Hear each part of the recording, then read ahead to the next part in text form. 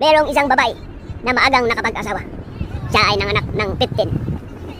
At sa taong ito, di tumagal, namatay ang kanyang asawa.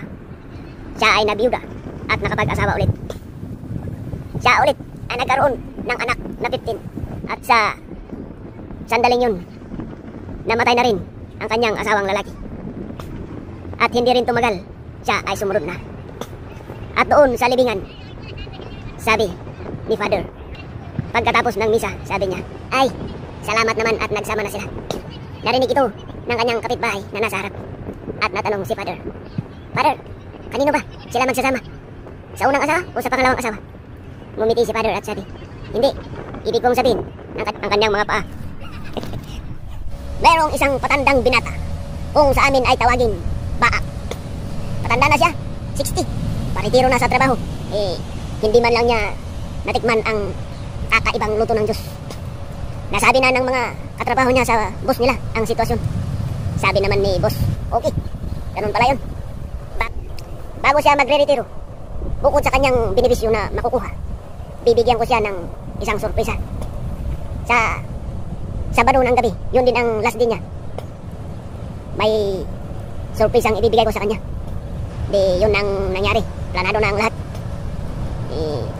Pagsapit ng Sabado, pumunta na ang mga tropa sa isang bahay aliwan.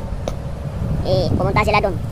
Nakausap na ni amo itong si Madam. Sabi niya, bigyan mo nga to ng magaling-galing mong tauhan para sakaling magustuhan ay balik-balikan. Yun.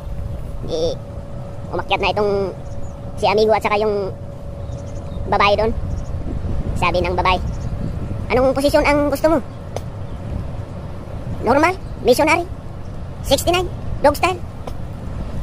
Walang kalam-alam tong si amigo kaya napapaisip na lang siya. Tapos yung sabi niya, parang naririnig ko ang 69 na pinag-uusapan ng mga kasama ko. Sabi niya sa babae, 69? Oh, sige. Sabi ng babae, nagtanggal na sila ng damit. Ganito ang gawin natin. Dito ka sa ika ka dito, ganito. Doon, nagposisyon na sila. Kainan na. Tapos yun, nasa proseso na. Biglang nakaramdam ng sakit ng tantong si babae. Nako, sabi niya. Nagpalabas pa rin ng konting hangin. Naramdaman ng lalaki, tapos sabi niya, ay, baka kasama lang sa proseso to. Maya ulit, nagpalabas ng hangin itong si babae.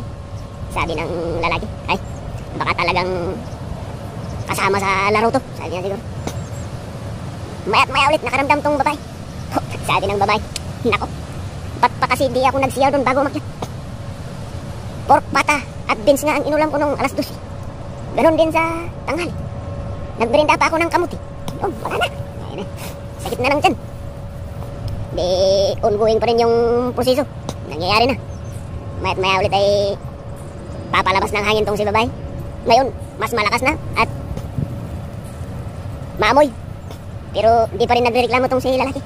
Sabi ng babae, nako, buti naman at walang sounds at di maamoy kaya di niya napapansin. Sabi niya, tuloy pa rin ang ligaya. Maya pang-apat na.